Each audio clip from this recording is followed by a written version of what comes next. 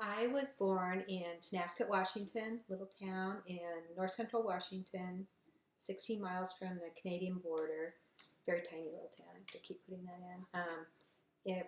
I was born in March 1958. Okay. And so is that where you consider your first home? I'd still consider it my home. Yeah, I say that's home. Best memories are probably summer, our neighborhood gang, leaving the house at 9 a.m. to go to swimming lessons, to the pool down the street, coming home at lunch, going back to the pool at 1, staying there till 6, coming home for dinner, going back to the pool till 9. We had the life. Since it was so small, everybody knew everybody. We knew all the parents. They knew all us. It was very safe. Mm-hmm. Very, what's the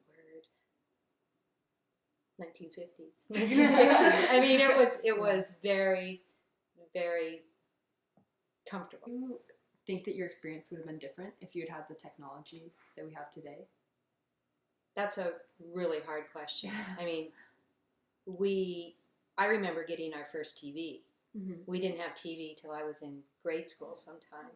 And so for me to even think what you guys have had mm-hmm.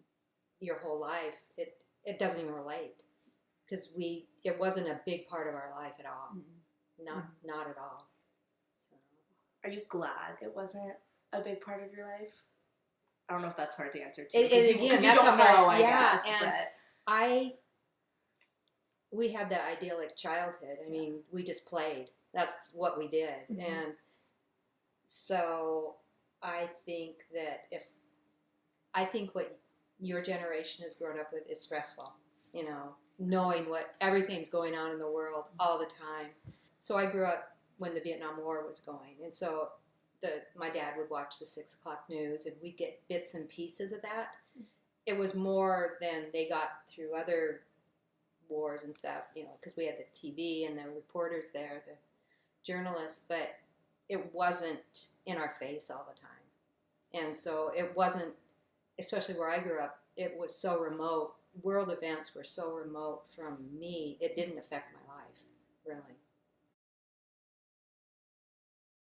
My mom grew up in a tiny farming town in Kansas, and so her grandparents lived here, she lived there, they had this big farm, she'd drive the tractors out on the farm and stuff. So she had although it was during the Depression, so it was hard on them, but since they had a farm, they were okay. And then my mom's family moved to Colorado Springs, Colorado, and that's where the Air Force Academy, or one of the Air Force Academies were, or I don't know where they all are. And she met my dad there at the Air Force. He was a pilot, and he was, she kind of like officer and a gentleman kind of. And so she met him, and 2 weeks later they married. And yeah. And then this was after he had already come home. Okay. And so, but he was there. I'm not sure what his function was there, but that's where he was stationed after the war. And then they moved to Okanagan County in Washington State, and he worked on a ranch there, a cattle ranch, and she just stayed home. And they, I don't know how long they did that. And then they bought the flying service in the town from whoever. They bought that. And so he crop dusted, and then they had a little business where they would fly people to Spokane and Wenatchee to get there faster. And so that's what they did before my sister. They were married, I think, 11 years before my sister was born. They thought they were never going to have children, and then, surprise, my sister did. And then 2 years later, I was born. So my mom was 36 when she had me. So back then, that was pretty unusual. And her sisters told her, she's going to have birth defects and stuff like that. But we were fine. And then my stepdad, he grew up in Tonasket, where I was raised. And he was a World War II vet, like I said. He was in the submarines and came home with a lot of issues. And he married pretty young and had his 3 children pretty young. And obviously that didn't work out between him and his wife. And then he and my dad were pretty much best friends. Because your dad was a World War II vet? Yeah, and they just, I don't know, they just got along really well. And then when my father was killed, actually my stepdad was the first one at the scene of the airplane crash. And I think that there was something with my stepdad that, okay, I've got to take care of his family. And so after he divorced, that's when my mom and he got together, and he took care of us. My biological father was killed in an accident when I was 2, so I really didn't know him. And my mom remarried when I was 5, so that's my dad. So I grew up in a household. He had 3 children, and then my mom had my sister and I, so there were 5 kids. In a tiny little house, 1 bathroom with 7 people. Yeah. And they were older, so they were only there a couple years. But so basically, it was my mom, dad, my sister, and I. Did you guys all get along pretty well? My dad was a World War II vet, so he came home with issues and drinking problems, which most veterans. So that was an issue in our life, and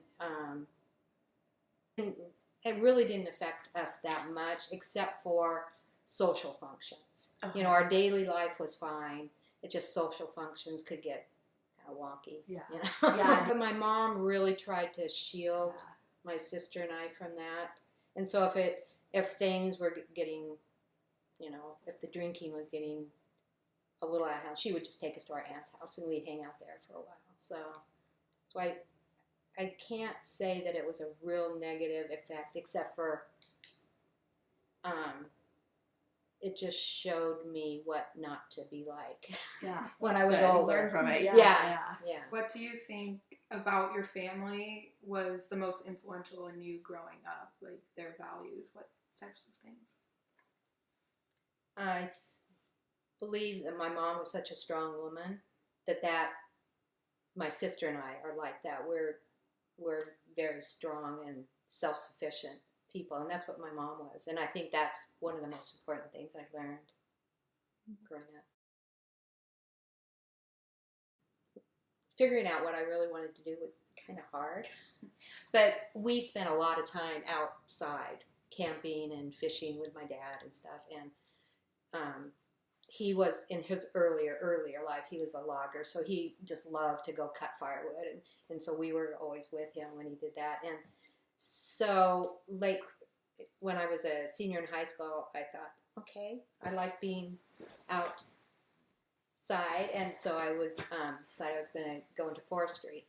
So I was at University of Washington for in the forestry program for 2 years, but Seattle and I and the school didn't mesh very well. So I transferred to the community college in Spokane, the natural resource management program, and that's where I finished up there. And then got a job immediately. The school helped us all get jobs with the Forest Service right out of college.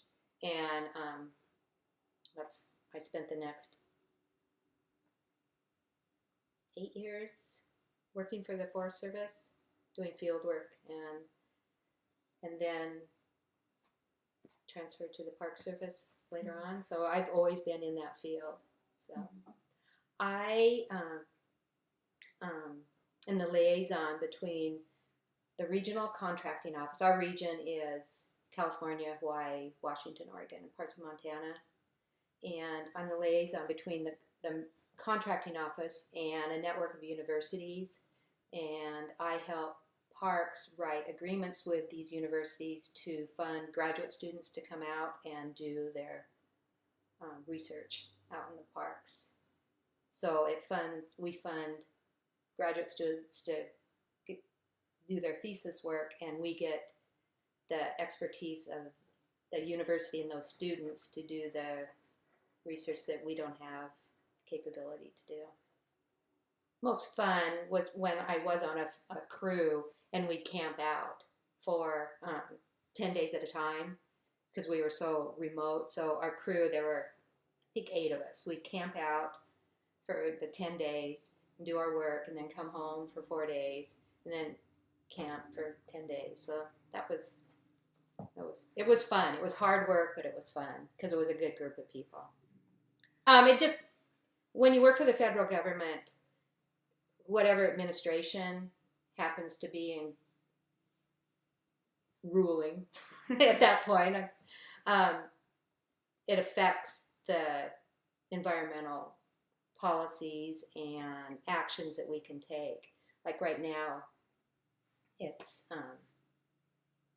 I work for the Park Service now, and fortunately, the Park Service isn't getting hit so hard with any kind of funding drawbacks because everybody loves Park Service. But a lot of our checks and balances are being taken away, and so we're just holding our breath. So, when and how did you meet your husband? I was 19. Well, I had been married twice, so which husband? Oh, well, you can start with the first one. But, yeah. That was we were both worked at the Forest Service, and when you're involved in the same thing, you spend all your time together. And so I think we met right after I graduated in 81, and then married pretty young. And so we were married for 8 years, but then he went off to be a smoke jumper, and Which is? oh, when you fly in airplanes and jump out to fight fires, and and this is what I've learned later after talking with people, that people who are in those really high risk, life threatening jobs, sometimes rules sometimes don't they don't follow the rules. And he didn't follow the rules, and so we divorced. And then I met my present husband through mutual acquaintances. One person that I met with the Forest Service, and then her husband, later on. He was friends with my husband, and I was friends with her, and we met later on, and that was in 91, I think. I was never one of those people or women that thought they would ever have children. It wasn't a dying need in me to have children, and so I just didn't think. And we talked about it when we met, and he loved kids. He had a brother and 2 sisters, and grew up with their kids and stuff, and he loved kids, and so it just kind of it was a big decision for me, but I thought, I can do this. And because I loved my nieces and nephews too, and before I had children, and I was with my sister and my nieces and nephews, I would say, well, I love my dog as much as you love your kids. And she'd just laugh at me. And but so right after we got married, it was like, okay, we can have kids anytime. But it took like 8 months, and then I became pregnant. Are you glad that you had kids, even though you didn't think you would? I'm amazingly blessed with my daughter. I still sometimes feel a little guilty for bringing a child into the world when it might not be the perfect place, but I feel amazingly blessed. I don't know if it's the most difficult for me, but for the child, it's all them. The focus is all on them, and that probably is a little stressful for them. And all parents worry, but I suppose maybe when you have one, it's like all your worry is on them too. What has your health been like in your lifetime? That's been a struggle. when when I still worked for the Forest Service in Tonasket, I had some weird symptoms, double vision, dizziness, and so I went to a neurologist in Wenatchee, and they said, "Oh, you have MS." Didn't do any testing, just said, "Oh, you have MS," because Okanagan County had a high incidence of MS, and he said, "Well, if you have to have any disease, that's the disease to have." Anyway, and that's also during the time when there was a lot of stress in my life, because that's when my first husband was smoke jumping, and there was just a lot of stuff going on, and it kind of just went away, and nothing came of it. I had no more symptoms until 12 years ago. I had the same double vision, dizziness, weird sensations in my arms and legs. And my doctor, we lived on Bainbridge Island then, and my doctor said, "I think you need to go see another neurologist." So I did, and they did some testing and said, "Yes, you have MS." And said, "Oh, you need to go on this immunosuppression drugs." And I said, "I don't think that's what I want to do." And so I found a naturopath, and we've worked together all this time, and doing acupuncture and nutrition, and so my symptoms subsided, but then they started growing again, and I was having a lot of balance issues, and so my naturopath sent me to a Lyme specialist and did tons of testing, and yes, I had Lyme disease. So was on antibiotics for 7 years, and I've been off antibiotics for a year and a half now, and so far no symptoms. So either my immune system is strong enough now to fight whatever bacteria is left, or the bacteria is all killed through nutrition and antibiotics and acupuncture. What accomplishments in life are you most proud of? I think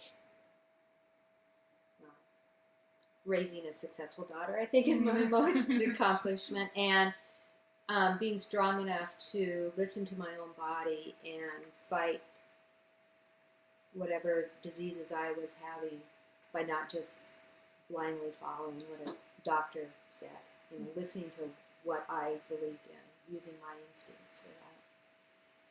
Who would you consider the most influential person in your life? My mom. But my mom also passed away. She passed away when I was pregnant with my daughter. So that was a huge impact in my life. But I still, she was just such a strong, loving woman. Sorry. It was lonely. And it probably made me more clingy to my child. And, but it made me realize what an important part your parents are in your life after losing them. And nobody can take that place. And it still hurts after 37 years, or 22 years, it still hurts. So it never goes away. Adventure. The biggest adventure, raising a child, but outside of that, I think when I went to Costa Rica with just a couple friends, that was we didn't have places to stay.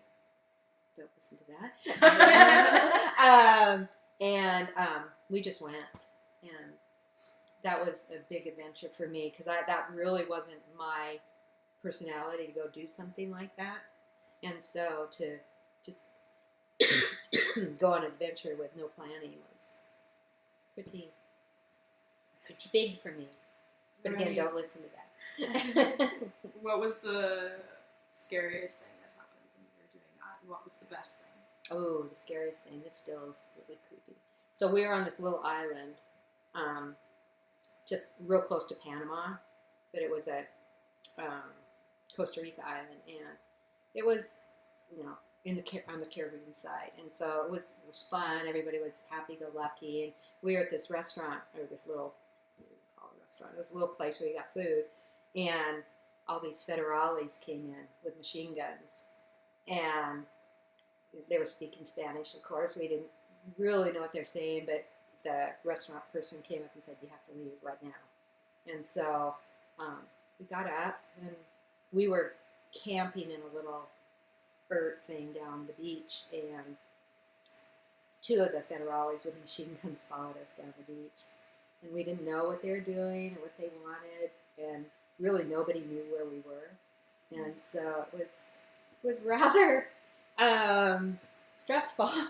And we got to our little camp, and they just kind of looked around a little bit and then went back. And what I feel like I've been pretty much the same person my whole life. It'd be interesting to talk to somebody else, that's known me this whole long, Yeah.